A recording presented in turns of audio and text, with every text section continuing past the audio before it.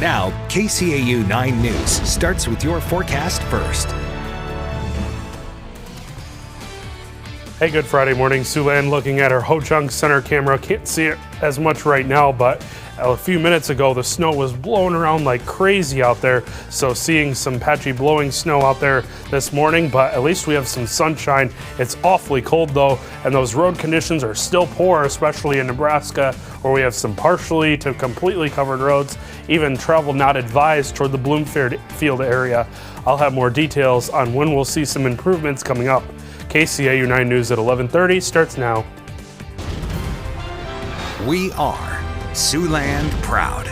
This is KCAU 9 News at 11:30. Good morning and thanks for joining us this midday. I'm Nick Wilson. Well, Sioux City City Council is preparing to take their first look at proposed changes to the city's EMS ambulance service. It's our top story this midday. Under the proposal, EMS operations and staffing would be completely transferred from their current dedicated division to Sioux City Fire Rescue. The fire chief would then be allowed to permanently hire up to 4 firefighters to fill current vacant EMT positions. Current EMS staff would not lose their job as part of this process. The proposal is on the list of agenda items for Monday evening's regular council meeting. Elsewhere, after receiving feedback from Iowans, Governor Kim Reynolds and state lawmakers say they're working to amend the governor's proposal to make changes to area education agencies. Governor Reynolds faced criticism for the proposal. Educators, parents, and AEA officials voiced concerns it would take away funding and resources from schools and students, especially in rural areas. Reynolds said feedback from parents, legislators, school superintendents, and teachers played a big part in the decision to change the proposal. House Speaker Pat Grassley says leadership is now working on those changes. The objective was never to eliminate special ed services. Again, that was never part of the conversation. But I think one of the big things that we're looking at is making sure giving control to the school districts, which I think the path we're going down now does an even better job of that, and giving more control to the school districts to still be able to access those services, and especially in those rural districts. The amendment has not been filed yet. Area education agencies have been serving special education students in Iowa since 1974. Coming up at 5, we'll hear from a local official about the latest on the AEA situation. Well, meanwhile, in the wake of the recent cold and snow, the Siouxland Foster Closet says they're in need of several winter-related items. The closet is especially looking for new and gently used donations of snow boots in children's sizes 8, 10, and 13, and all adult sizes. Boys' coats in sizes 2T and adult small, large, and extra large. Girls' coats in child size 7 and adult size extra large, and waterproof snow gloves for little kids. Well, speaking of the cold, now let's check in with meteorologist Ethan Foreman for today's forecast. Do we have to worry about any snow for today, Ethan?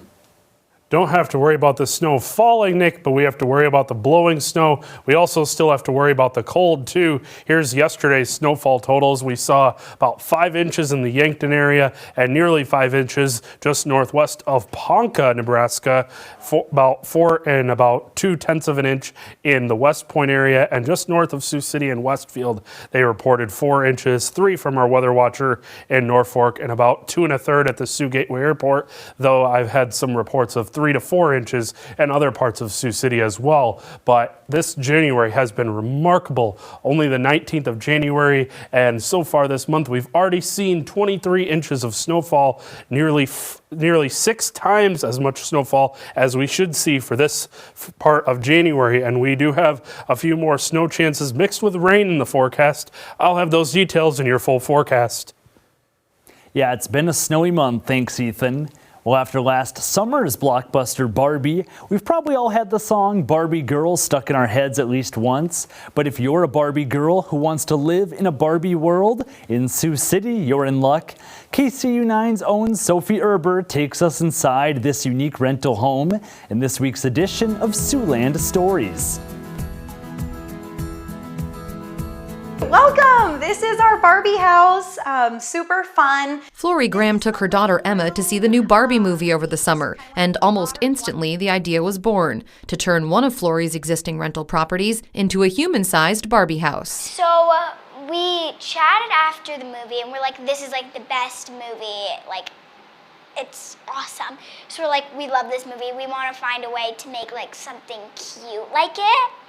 So then we're like, okay, let's do a Barbie house. I just loved, really, like, aside from it being the Barbie movie, I loved like the message and, you know, the power of being who you are. And I always like really try to preach that to my daughter. Love who you are, love your own skin. And I was like thinking, how can I manifest that energy into Sioux City? Like, what can I bring here? Houses are kind of like my creative outlet. And so we just worked together and we went for it.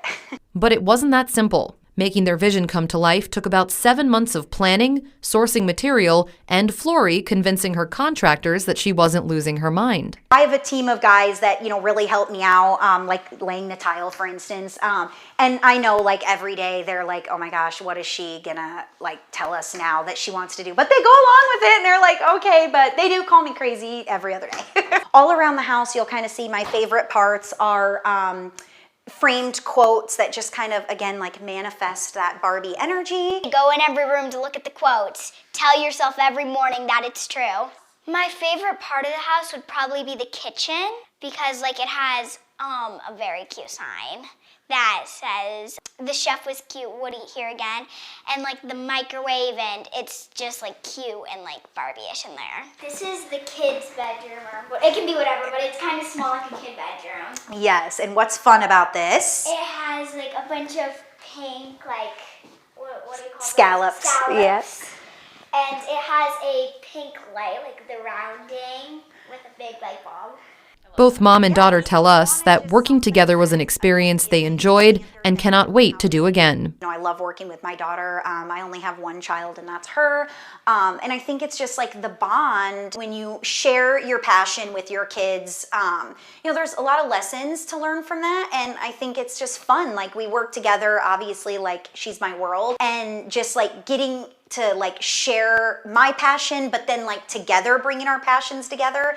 I think it's just really fun and I love, and I hope that, you know, in the future we can continue doing fun little projects like this around Sioux City. I think her imagination is like super wild, and like when she's decorating, she just gets these wild thoughts in her mind, and so then like it just came to her like, boom, we should make a Barbie house. We've made so many, it's perfect. And long after the movie fades from our collective memories, Flory hopes the meaning behind the project continues to resonate. So I think that no matter what, even if the Barbie movie, you know, goes out or, you know, whatever, like it probably will, the message is still there. And so that's why, yeah, I never have intentions. I always want it to be the Sioux City Barbie house. And, you know, I don't know, maybe down the road, you know, I will, you know, furnish it and make it kind of just, you know, a fun place to come just for a little bit. All fun and Barbie aside, Flory says rehabbing rundown properties for Siouxlanders to enjoy and call home is her passion. Making something beautiful again. And I really care about our community in Sioux City, and I have always had a belief that like no matter what stage of life you're in, whether you own a house or rent, I like kind of my slogan is like rentals deserve to be Insta-worthy too. I want people to have fun places to live, and I think that's something I am really lucky to be able to bring to Sioux City. You know, just making these spaces fun and pretty and not like your cookie cutter rentals. What a unique story. Well, when it comes to desserts, are you more of a fan of brownies or cookies? Well, whatever you prefer, you'll want to check out this recipe Howard's sharing today. It's the best of both worlds, still ahead in the Mr. Food Test Kitchen. And a great day to stay inside as blowing snow continues. We do have a record low potential for tonight. Warming up next week, though. Those details are after the break. You're watching KCAU 9 News at 11:30. KCAU 9, we're Siouxland proud.